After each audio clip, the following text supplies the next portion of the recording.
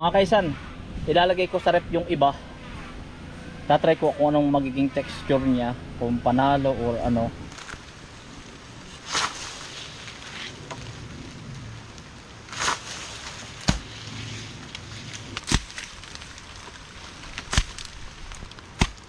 Mga kaisan, gagawa po tayo ng panghanda sa Pasko. Ito po ang tatawagin natin ng buko jelly by Kainsan, mga kainsan. Yan. Yan, sa mga bago pa lang sa channel ko, mga kainsan. Ito po ay literal na ano ha, na buko jelly, mga kainsan. Lalagyan natin ng twist. Yan. Babalatan ko lang po. At ipapatikim ko po kay Mrs. at saka sa ating mga kapatid. Yan.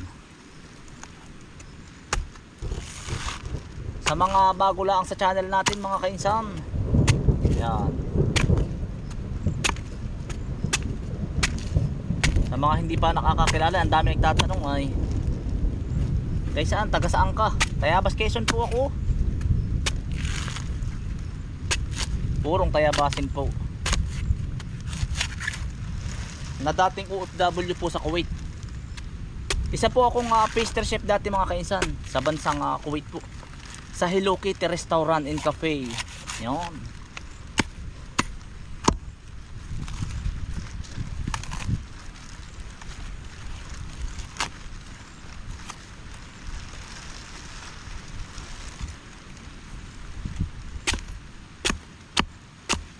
Hello po sa mga bumisita sa Kuwait. Sa restaurant namin noon, sa pinagtrabahuhan ko. Ang dami po nagpapapicture nung araw doon. Tayo po ang gumagawa ng mga ano doon, mga kainsan. Hawak po atin po ang pastry.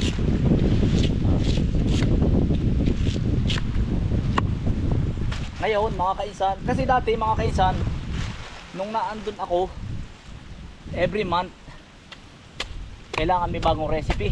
Ito, maglalabas ka ng bago. Ito naman, gagawin natin itong buko jelly. Mga kainsan, bali ano po, 1, 2, 3, 4, 5, 6, 7. Bali ano, mga kaisan, meron po tayong 7 buko na gagawin nating buko jelly.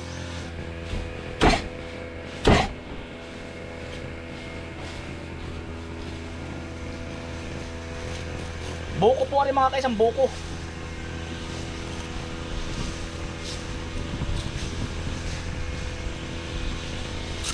Yun.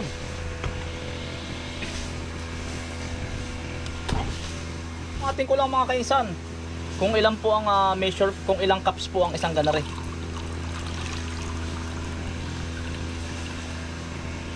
Para po tansya ko kung gaano po karami ang ilalagay ko jelly. Nagre-range po siya ng 2 cups. Dami pa nga ito puno pa. Yun, bali 2 cups, mga kainsan. Bali ang gagawin ko, mga kainsan, kakayurin ko na yan. Doon ko na lulutuin ko yung jelly. Pero yung buko, hindi ko na siya lulutuin. Ang lulutuin ko lang yung sabaw ng buko at saka jelly. Mamaya makikita nyo, mga kainsan. Ang gagawin natin, babakin na natin lahat. Bali ang pagkatalip ko nga pala ng niyog, mga kainsan, ano siya, napula talaga pag pag buko napula. Pero kung ayaw nyo ng pula, pwede po nyo kuskusin ng tawas. Yung tawas na yung pampahid sa kilikili. Pero akin, hindi ko na siya kinuskus. Para ma-maintain nyo lang yung gantong kulay. Puti. Teknik po yan sa buko. Kahit po sa mga langka, pag po kayo nakakita ng langka na hindi kulay pula sa palengke, may tawas po yun. Kumbaga, panarili naman to, hindi ko nalalagyan.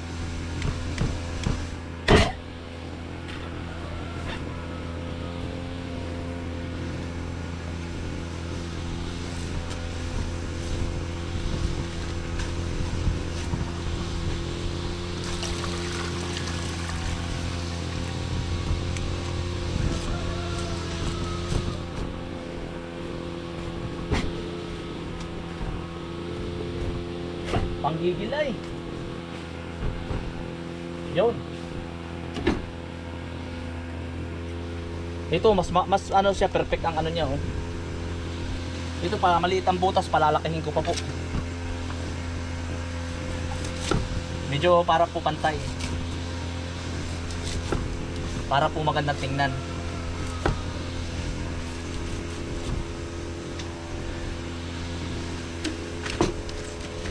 Ito mas perfect yung pagkaano niya oh. Ang problema natin mga kainsan, puno na. Maliit yung lalagyan natin. Hahanap tayo ng malaking lalagyan. Ayan. Ito po yung ating buko. Ito po ang mas perfect, itong dalawang ito. Perfect po ang pagkahati niya. Mas maganda po.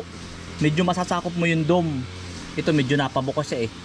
Ito para mas perfect to ah. Okay, gawin natin itong tatlo na ganito lahat. Hello po sa mga pastry chef sa ano po, ibang bansa. Sa ano po, sa Kuwait. Yan. Sa mga gustong mag-apply po sa Kuwait. Mataas po ang ano diyan, sahod ng ano. Ang pag pastry chef ka po sa Kuwait, nagre-range siya ngayon ng 600 KD to 500 KD. O mas pero alam ko mas tumaas pa ngayon eh. Ayan, bali dito ko na lang ulit titimplahin. Ang mangyayari, ililipat ko na lang siya doon kasi hindi naman kasya yung strainer. Ay, nalublog. Dito na lang. Tapos ang daming ano, huwag kayong mawala ng pag-asa yung iba. Bago ako makapasok dyan mga kainsan, sa larangan ng pastry sa ibang bansa, ang hirap. Ano siya? Mahirap, ang dami rejection. Pero ganun talaga. Kasi marami naman kayo mag-a-apply dyan eh.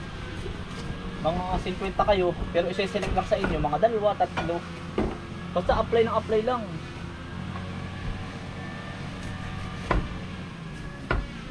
Bagay, huwag mawala ng pag-asa ba. Tapos ay pray lang. So, kasi ang mga makakalaban mo dyan, mga Indiano, magagaling din sila eh.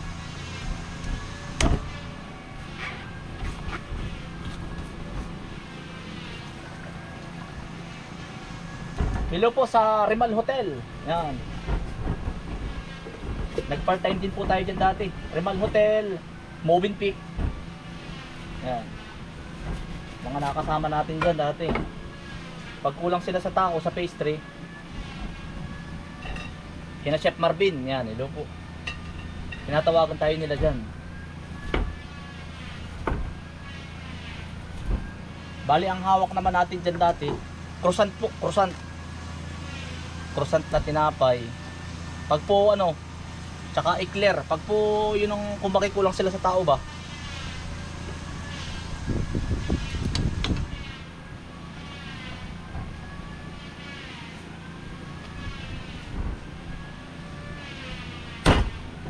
Tapos ay kalimitan po sa ang hawak ko talaga mga kaibigan, wedding cake.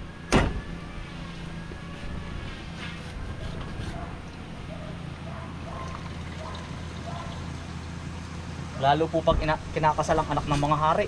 Yan. Kami po ang gumagawa dyan. Talagang ano po, ang cake nila mga ano, nagre-range na mga 600,000 to 700,000. Cake pa lang yun. Grabe ano, yaman. Mga 3 days preparation po namin yan. Tagal. Ito po, medyo ano mga kaisan, medyo maliit po ang butas. Palalakihin po natin yan.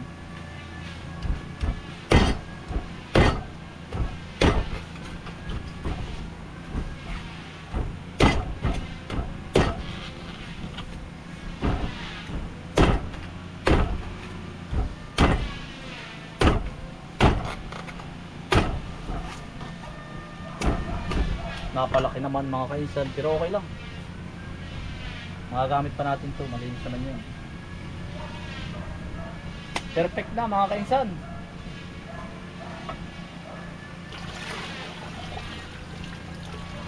Bali ilang cups to? 1, 2, 3, 4, 5, 6, 7, 8 times 2, 16 cups siya mga kainsan. Bali ang gagamitin natin ay ito po. Yan. Unflavor nandito naman ratio. Susundin nyo na lang yan mga kaisan. Basahin nyo na lang. Oh, pero pag titimplahin nyo siya, ano siya? Yung tubig niya room temperature lang, hindi po mainit kasi pag mainit nabubuo-buo na po agad ito. Natin mga kainsan, 4 cups. Malaki naman yung cup natin. Pwede naman 5 cups, pero 4 cups isang ganito. 4 to 5 cups guys, pero ang gagawin natin dalawa lang. Isang gelatin, dalawa, tatlo. Bali ano po, 4 na gelatin kasi isang ganito 2 cups. Ay di ito, isa, dalawa, tatlo, 4 nga. Gamitin ko po 4. Pwede nyo po ito mga kaisang gawin ngayong bagong Pasko at saka bagong taon. Dapat po malamig yung tubig. Ayan, tapos ang gagamitin ko rin puting asukal mga kainsan. Tikman nyo na lang kung sa pakiramdam nyo, kainsan, kung sa pakiramdam nyo ay okay na.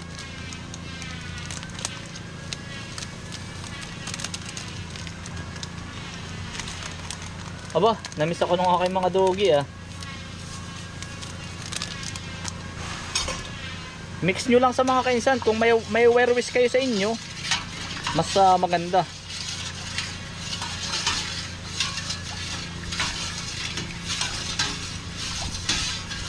Tapos mga kainsan, pwede nyo kung medyo naaasiman kayo, pwede nyo magtanggal kayo ng 3 cups, tapos additional kayo ng 3 cups na tubig. Depende sa taste nyo mga kainsan. Ito first time ko lang din itong ginawa pero na-imagine ko lang kasi ito kagabi. Okay na, bali 4 na cups po ang ating ginawa. Bali 4 na gelatin. Na ilang grams ba to? 24 grams na gelatin. Yung sachet lang. Tapos mamaya isa lang yun sa apoy. Pero tapos lalagyan ko na siya ng asukal. Lagyan ko muna siya ng siguro 1/4 lang muna. 1/4 kasi baka mamaya sobrang tamis. Titikman na lang natin.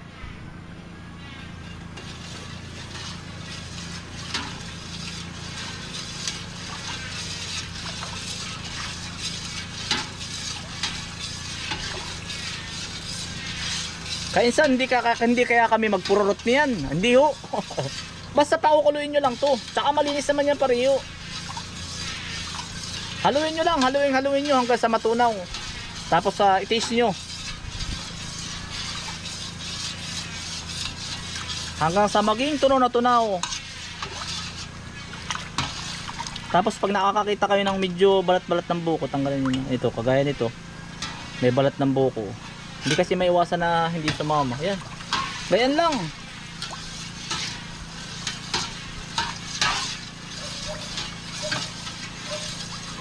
Pag kasi may mga nai-imagine ako mga kainsan na feeling ko masarap, lulutuin ko yun. Mahilig ako magluto mga kainsan. Hindi ko naipakita sa inyo kahit sa bayan. Mahilig ako magluto ng matatamis. Pero gusto ko titikman ko lang siya. Basta pumasok sa isip ko, may imagine ko, gagawin ko. Konting asukal pa mga kaisan, medyo matabang. Bali kalahating kilo pa lang na ilagay ko. 1 kilo to Yan, kalahati. Pwede na yan. Haluin nyo lang hanggang sa matunaw. Tapos, pag medyo lusaw na siya, isi-set aside natin to. Tapos ito naman mga kainsan, aarongkalin ninyo. Are. Yan, ito, kakayodin ninyo yan.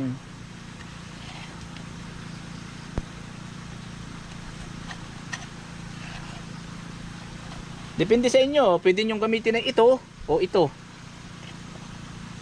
Yan.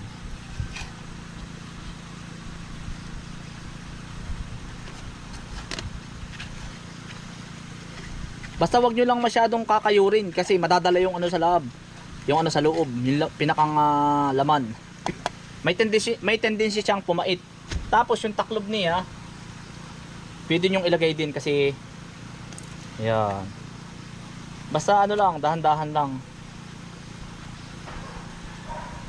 Yung ganyan ang hagod, hindi dala ang balat.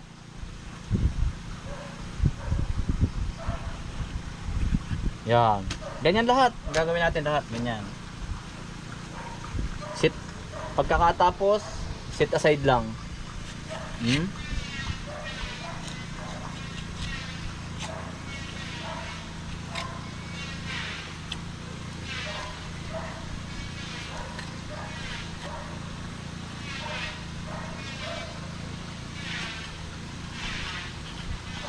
Basta i-make sure nyo lang mga kainsan na malinis. Malinis yung pagkagawa, yung preparation. Medyo madumi lang ang kuko ko. Galing, nagamas po ako ng tubigan eh. Pero basta kahit ano, kahit sa restaurant kayo, lagi kayong magga-gloves. Ako walang gloves. Wala, bibili pa ako, hindi na eh. Kami lang naman nakakain. Basta pag nasa restaurant kayo, para ano, importante yun. Tapos pagkatapos nyo magluto, laging ano, clean as you go. Kaigo. Importante yun. Kasi oras na mag-complain yung customer mo, or else kasi malilinis yung mga yan eh. Lalo mga Arabo. Nako. Baka ipasarado pa ng pasarado pag nakakita ng buhok.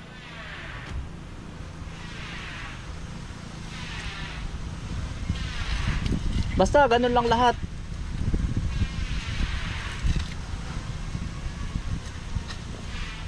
Bali mga kainsan, dalawa ang lulutuin natin ito. Lalagyan natin ng twist. Lagyan natin ng papaya yung buko, kung ano yung lasa. Paano imagine ko masarap siya, pero saan nyo na ito subukan dalawang to? Pag masarap. Kaya lang ang gagamitin natin papaya, manuba lang po. Hindi po talaga siya yung hinog na hinog. Yung panlagay po sa fruit cocktail. Yan.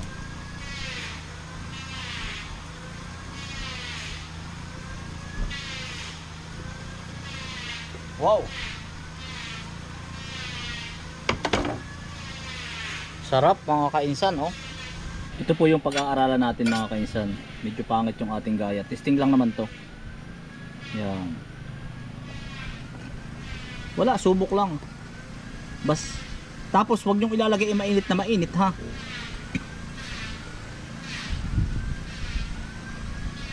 Yan, medyo nakulo na po yung ating ano dun. Yung ating yan, ganyan lang. Dati naman mga kainsan, may pinatikim ako sa mga Arabo, yung halo-halo natin. Buko, nilagay ko sa halo-halo. Nagustuhan naman nila. Kaya lang parang hindi siya ganoon kakilala. Hindi nila ano, yung halo-halo nilagay ko dito.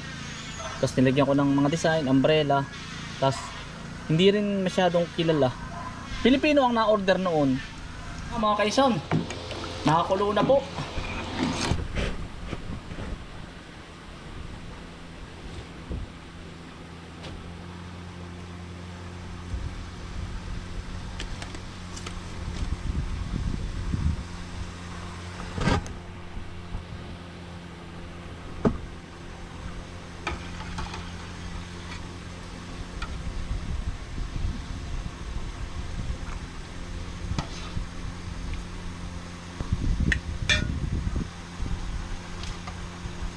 Cut.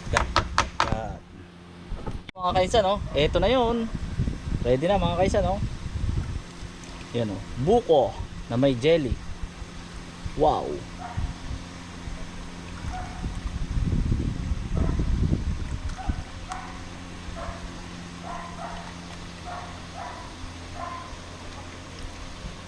Wow, perfect mga kainsan.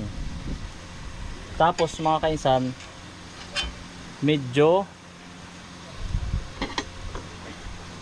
ilalabas mo yung buko sa ibabaw.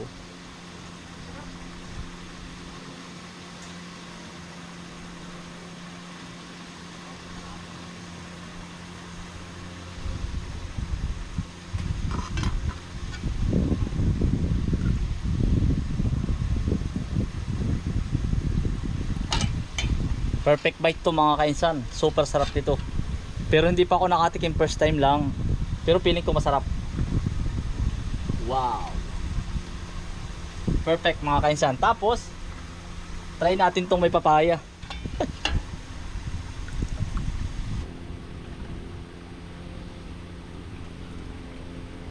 Wow.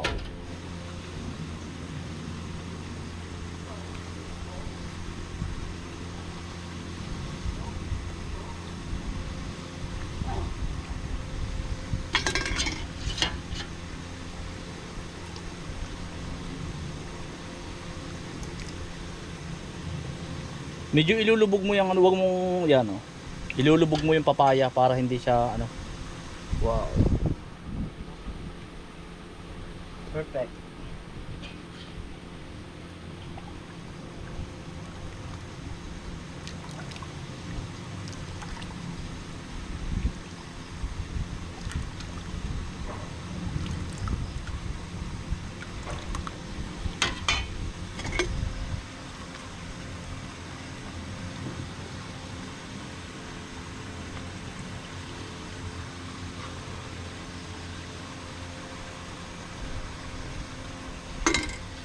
Buko jelly with kainsan. Perfect mga kainsan.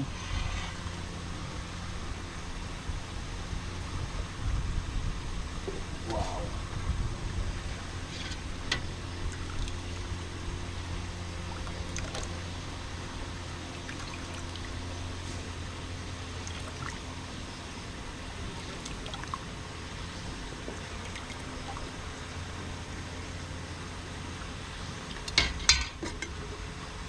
Kaya inihahalo ko pong ganun para umangat yung buko.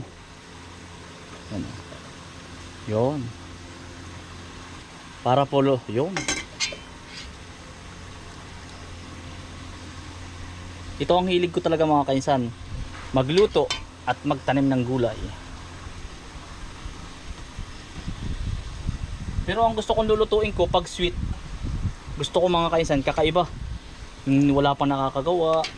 Di ko alam kung may nakagawa na nito, pero feeling ko marami na.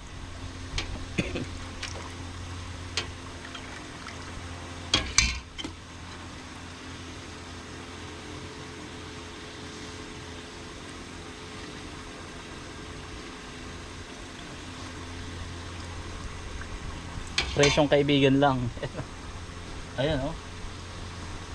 Pwede na tayo magtayo ng restaurant mga kainsan oh.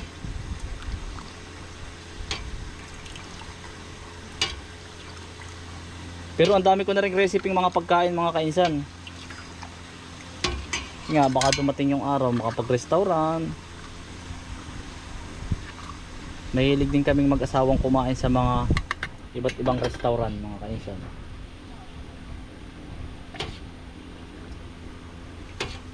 Pangarap lang naman. Malay mo ibigay ni God oh. Perfect time. Wow. Kaya lang, kailangan nating matanggal yung pula sa susunod.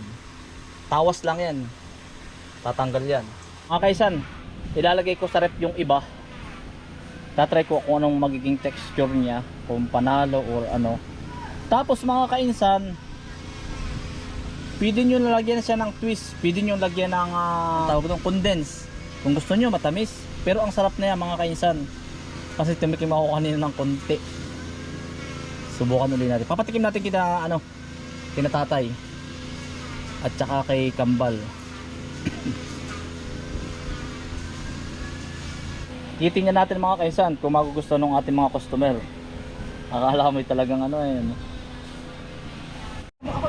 Na yan. Iki, matigyan ng mga lasbian. Ganun mo, lasbian. Tsaka yung kanari oh. Kita nagbihis. Puro busy po lahat. Papatikim po natin kay nanay. Titikman natin mga kaisan. Ano yun? Tapos yung the rest. Pero mas maganda mga kaisan, ilagay nyo sa rep. Dito sa amin kasi, para kaming nasa rep, malamig. So, buko gelatin.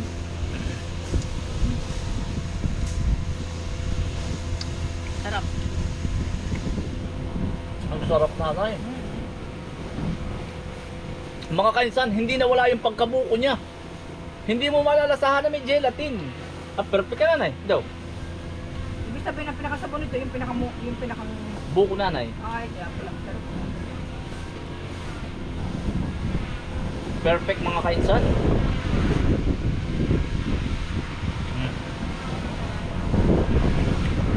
Ang sarap. Magugusto na naman.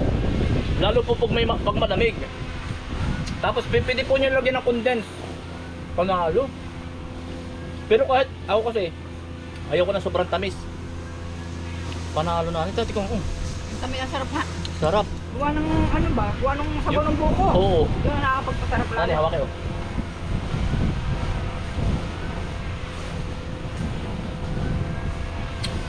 Perfect mga kailan. Pwede na nanay. Oh, magugustuhan ng tao hindi. Ito nga. Yan, Boko Jelly with kainsan, mga kainsan. Yan. Nanay, tikman natin naman yung ano, yung may papaya. Nagustuhan ni nanay mga kainsan, sarap eh. Masarap. Kain po. Legit mga kainsan, sobrang sarap mga kainsan. Oo man. Masarap nga. Hindi po kayo mapapahiya. Nanay, itong may papaya po. Tikmi. Nanay, may papaya nanay. May papaya ho, titikman natin. Ba talaga palang parang ang galing na kayo. Oo, ang lamig po dito sa amin eh. Pero mas masarap po pa siya pag nasa ref. Tikmi nanay, tikmi.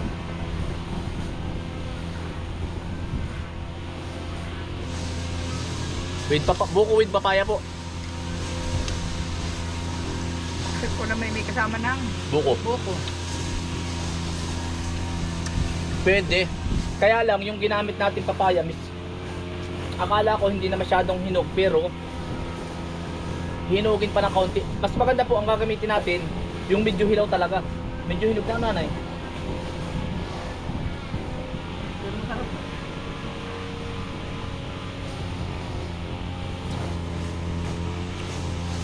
Panalo.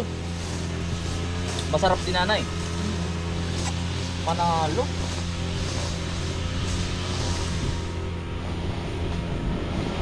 Dali po.